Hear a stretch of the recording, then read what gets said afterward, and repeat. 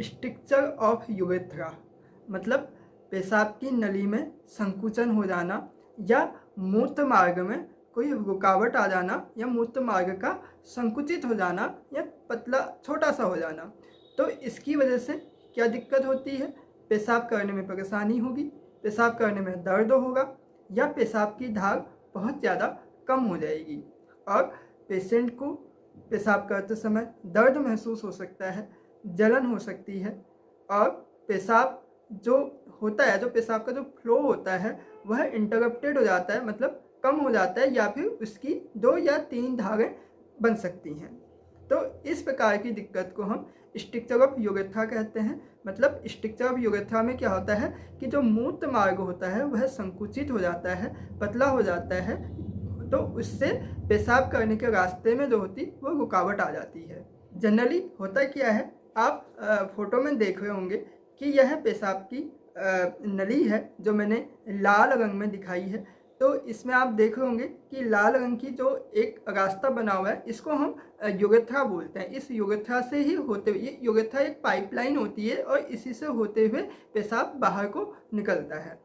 तो इस पाइपलाइन में जब कहीं पे संकुचन हो जाता है, देखेंगे इस फोटो में यहाँ पे 2 जगह पे हो गया है, एक नीचे की तरफ को जिसको मैंने मार्क किया है और एक ऊपर की तरफ को जो पेशाब की जड़ है वहाँ पे भी ये संकुचन हो गए हैं। तो इस प्रोसेस को ही हम स्ट्रक्चर ऑफ यूरेथ्रा बोलते हैं। अब हम जानेंगे कि स्ट्रक्चर ऑफ यूरेथ्रा के क्या क्या कारण हो सकते हैं। पहला जो सबसे मोस्ट कॉमन कारण है वह है कि पेशाब की नली में चोट लग जाना या लिंग में किसी प्रकार की इंजरी हो जाना, चोट लग जाना। तो इसकी वजह से क्या होता है कि एक तो चोट की वजह से भी पेशाब की नली जो है वह संकुचित हो सकती है और दूसरा इस चोट को हीलिंग करने के लिए जो बॉडी का डिफेंस मैकेनिज्म होता है, इसमें क्या होता है कि कुछ स्कार टिश्यूज़ बनते हैं जो चोट की जगह पे, जहाँ पे चोट लगी होती है वहाँ की मरम्मत करने के लिए स्कार टिश्यूज़ वहाँ पे डिपॉजिट होने लगते हैं, वहाँ पे बनने लगते हैं। तो उनके डिपोजिशंस की वजह से या स्कार के बनने की वजह से जो यूरेथ्रा का जो साइज होता है वह कम हो जाता है और इस प्रकार से वहाँ पे जो मूत्र मार्ग जो होता है वह संकुचित हो जाने की वजह से पेशाब को करने में दिक्कत आने लगती है। और दूसरी वजह है कभी कभी किडनी में जो पथरी होती है वह पथरी जो है वहाँ से निकलकर यूरेथ्रा में फंस जाती है। तो यूरेथ्रा में फंसने की वजह से भी मूत्र मार्ग जो होता है वह अवरोधित हो जाता है, जिसकी वजह से पेशाब करने में दिक्कत आ सकती है, पेशाब रुक जाता है। तीसरा कारण जो है, जो प्रोस्टेट ग्लैंड जो होती है, ये आप फोटो में देख रहे होंगे, मैंने पीछे की तरफ को ये बनाया है हल्का सा। तो इसमें जो स्वेलिंग हो जाती है, जो प्रोस्टेट में सूजन आ जाती है जिसको हम प्रोस्टेटाइटिस कहते हैं, तो प्रोस्टेटाइटिस की वजह से भी पेशाब की नली में दबाव पड़ता है और उसमें संकुचन आ जाता है, जिसकी वजह से पेशाब की नली में अवरुद्ध हो जाती है और पेशाब करने में परेशानी हो सकती है। वैसे मैंने प्रोस्टेटाइटिस के बारे में डिटेल में बताया है, मैं ऊपर आई लिंक दे दूंगा, तो उसमें आप जाके प्रोस्टेटाइटिस के बारे में देख सकते हैं। उसमें मैंने एक मॉडल के माध्यम से भी आपको समझाया कि किस प्रकार से प्रोस्टेटाइटिस की दिक्कत होती है, उससे क्या क्या दिक्कतें, क्या क्या सिम्टम्स आ सकते हैं, उसका ट्रीटमेंट क्या है। इसके अलावा यदि पेशाब की नली में कोई इन्फेक्शन हो जाए, किसी भी प्रकार का कोई इन्फेक्शन हो जाए, यूरिनरी ट्रैक्ट इन्फेक्शन, यूटीआई की जो दिक्कत होती है, तो उसकी वजह से भी पेशाब की नली में संकुचन आ सकता है और जो यूरेथ्रा होती है वह आपस में चिपक सकती है। इसके अलावा सेक्सुअल ट्रांसमिटेड डिजीज जो होती है, एसटीडी, जैसे क्लेमाइडिया में होता है, तो उससे भी पेशाब की नली में संकुचन आ सकता है। गोनोरिया की वजह से भी पेशाब की नली में संकुचन आ सकता है और स्ट्रक्चर ऑफ यूरेथ्रा की प्रॉब्लम बन जाती है। किसी ऑपरेशन या सर्जरी के लिए जब कैथेटर का यूज़ होता है, कैथेटर एक प्रकार की नली होती है जिसमें जो पेशाब में जो पेनिस के अंदर डाली जाती है, तो उस कैथेटर के डालने की वजह से भी वहाँ पर चोट लग सकती है, इंजरी हो सकती है और उसकी वजह से भी स्ट्रक्चर ऑफ यूरेथ्रा की प्रॉब्लम बन सकती है। अब हम जानेंगे कि स्ट्रक्चर ऑफ यूरेथ्रा को हम कैसे पहचानेंगे, क्योंकि जो सिम्टम्स होते हैं इसके, यह प्रोस्टेटाइटिस से काफ़ी मिलते जुलते हैं। तो कहाँ पर प्रोस्टेटाइटिस की दिक्कत है और कहाँ पर हमको स्ट्रक्चर ऑफ यूरेथ्रा की दिक्कत आती है, इसे हम समझने के लिए कुछ डायग्नोसिस होती हैं, जाँचें होती हैं, जिसमें एक होता है सिस्टोस्कोपी। सिस्टोस्कोपी में क्या होता है कि एक प्रकार का कैमरा होता है बहुत लचीला, उसको हम पेनिस के अंदर में इंसर्ट करते हैं और उस कैमरे की मदद से हमें दिखाई देता है कि कहाँ पे यूरेथ्रा जो है कहाँ पे बढ़ गई है, कहाँ पे उसमें नैरोइंग आ गई है, तो उसकी लोकेशन का पता चल जाता है। एक प्रोसेस होती है जिसे हम रिट्रोग्रेड यूरेथ्रोग्राम के नाम से जानते हैं। इसमें क्या होता है कि एक डार्क कलर का एक एजेंट होता है, उसे हम पेनिस के अंदर में डाला जाता है और उसके बाद इसका एक्सरे लिया जाता है। तो एक्सरे लेने से जो ये एजेंट होता है, इसके कलर, इसके डार्कनेस की वजह से, इसके कलर की वजह से हमको एक्सरे में जो स्ट्रक्चर ऑफ यूरेथ्रा होती है उसकी लोकेशंस का पता कंफर्म हो जाता है और इस प्रकार से हम स्ट्रक्चर ऑफ यूरेथ्रा को कंफर्म कर सकते हैं। अब हम बात करेंगे कि स्ट्रक्चर ऑफ यूरेथ्रा का इलाज क्या है।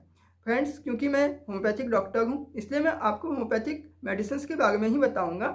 तो स्ट्रक्चर ऑफ यूरेथ्रा का इलाज होम्योपैथी में भी बहुत अच्छे से हो सकता है। वैसे यह कभी कभी एक इमरजेंसी बन जाती है, अचानक से पेशाब रुक जाता है, बहुत ज़्यादा दिक्कत हो सकती है। तो इस प्रकार की इमरजेंसी में पेशेंट को तुरंत कैथेटर की ज़रूरत होती है, पेशाब की नली लगानी पड़ती है जिससे कि फ्लो जो है वह आसानी से हो जाए। तो इस इमरजेंसी को छोड़ के यदि आपको यह दिक्कत धीरे धीरे हो गई है तो इसमें सिम्टोमेटिकली बेस पे होम्योपैथी में बहुत अच्छा इलाज है। जैसे यदि स्ट्रक्चर ऑफ यूरेथ्रा की दिक्कत है और पेशेंट को पेशाब करते समय तो कोई दिक्कत नहीं होती है, लेकिन पेशाब की धार कम है और जो लास्ट पेशाब होती है, जो पेशाब की लास्ट बूंद जो निकलती है वह बहुत जलन वाली होती है या उसमें बहुत तेज़ दर्द होता है, तो इस प्रकार की प्रॉब्लम में क्लेमेटिस मदर टिंचर बहुत अच्छा काम करती है। तो क्लेमेटिस मदर टिंचर कि 10 बूंद सुबह, 10 बूंद दोपहर, 10 बूंद शाम को 1/4 गिलास पानी में डाल के, गुनगुना पानी हो उसमें डाल के आप ले सकते हैं। तो आप देखेंगे कि मात्र 2 से 3 दिन में ही यह दिक्कत बिल्कुल ठीक हो जाती है और स्ट्रक्चर ऑफ यूरेथ्रा सॉल्व हो जाता है। इसके अलावा कभी कभी क्या होता है कि पेशाब एकदम से रुक जाता है और पेशाब रुकने के बाद में वहाँ से पेशाब से लिंग से एक पतला सा बिल्कुल रस्सी नुमा एक लिक्विड वहाँ से स्रावित होता है, वहाँ से डिस्चार्ज होता है, जिसकी जो क्वालिटी होती है बिल्कुल रस्सी के जैसे एक धागा होता है, उस टाइप का रेसा जैसा वहाँ से अगर आपको निकलता हुआ दिख रहा है तो इस प्रकार की प्रॉब्लम में ग्रेफाइटिस 200 बहुत अच्छा काम करती है। ग्रेफाइटिस 200 या ग्रेफाइटिस 30 आप ले लें, तो ग्रेफाइटिस 30 की 1 बूंद सुबह, दोपहर, शाम को 3 दिन तक लेने से यह बिल्कुल ठीक हो जाता है। इसके अतिरिक्त यदि आपके लिंग में चोट लगने की वजह से स्ट्रक्चर ऑफ यूरेथ्रा की दिक्कत हो गई है या पेशाब संबंधी दिक्कतें हैं जिसमें पस बन रहा है, मवाद बन रहा है, तो इस प्रकार की दिक्कत में साइलेसिया 200 बहुत अच्छा काम करती है। साइलेसिया 200 की 1 बूंद सुबह खाली पेट 3 दिन तक लेने से देखेंगे कि इस प्रकार की दिक्कतें बिल्कुल ठीक हो जाती हैं।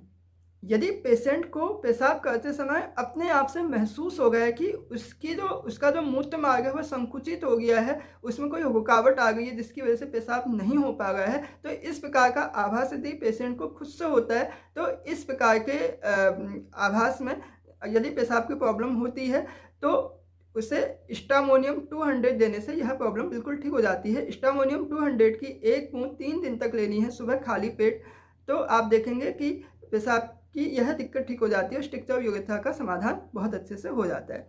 इसके अलावा और भी कई सिम्टम्स होते हैं जिसमें लक्षणों के आधार पे हम होम्योपैथी की मेडिसिन देते हैं जिसका बहुत अच्छा रिजल्ट हमको मिलता है।